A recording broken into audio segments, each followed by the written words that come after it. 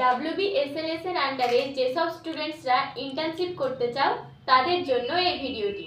SLS এতে ইন্টার্নশিপের ব্যাপারে আমরা আগে দুটো ভিডিও আপলোড করে ফেলেছি। আজকে আমরা বলবো ইন্টার্নদের কি কি কাজ করতে হবে। এক নাম্বার হচ্ছে, তুমি ইন্টার্নশিপে সিলেক্টেড হয়ে গেলে ডিএলএসএ অফিসে গিয়ে রিপোর্ট করতে হবে। সমস্ত কাজটা ডিএলএস এর সেক্রেটারির তত্ত্বাবধানে করতে হবে। আমাদের কারেকশনাল হোম বা সংশোধনাগার, অবজারভেশন হোম ও জেজেবি ভিজিট করতে হবে। এছাড়াও তোমাদের childs welfare committee, children's home, seniors হোমে গিয়ে ভিজিট করতে হবে এবং বিভিন্ন কোর্টে গিয়ে কাজ শিখতে হবে। বিভিন্ন লিগ্যাল অ্যাওয়ারনেস ক্যাম্প অ্যারেঞ্জ করতে হবে এবং সেখানে পার্টিসিপেট করতে হবে।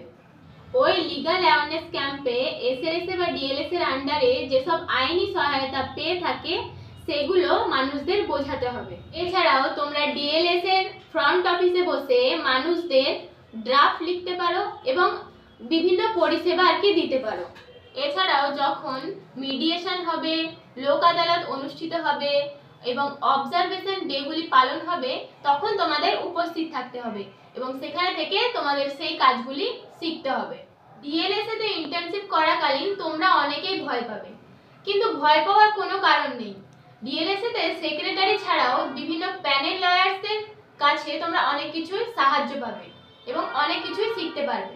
আর এই বিষয়ে তো বলেইছি যে তোমরা এই ফর্মটি ইমেল মারফতও জমা করতে পারো। লিগ্যাল সার্ভিসেস অ্যাক্ট 1987 এর ব্যাপারে বলতে গেলে 2 ঘন্টাতেও শেষ হবে না, তবু আমি তোমাদেরকে একটু কনসেপ্টটা বুঝিয়ে দিচ্ছি শুধু জানার জন্য। এখন বলবো লিগ্যাল সার্ভিসেস অ্যাক্ট অনুসারে আইনি সহায়তা কারা কারা পাবে। যেমন শিশু, মহিলা, বেগার, তারপর মেন্টালি ফিজিক্যালি ডিসেবল মানুষেরা, এছাড়াও শিল্প শ্রমিকেরা, প্রাকৃতিক দুর্যোগে ক্ষতিগ্রস্ত মানুষেরা, এছাড়াও সংশোধনাগারে যারা বন্দী রয়েছে তারাও এই আইনি সহায়তা পেতে পারে।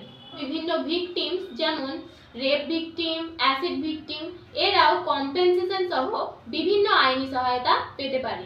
তো অবশেষে এটাই বলবো যে এই ভিডিওটা ল স্টুডেন্টস, দাদা দিদি, বন্ধু বান্ধবদের জন্যই বানানো।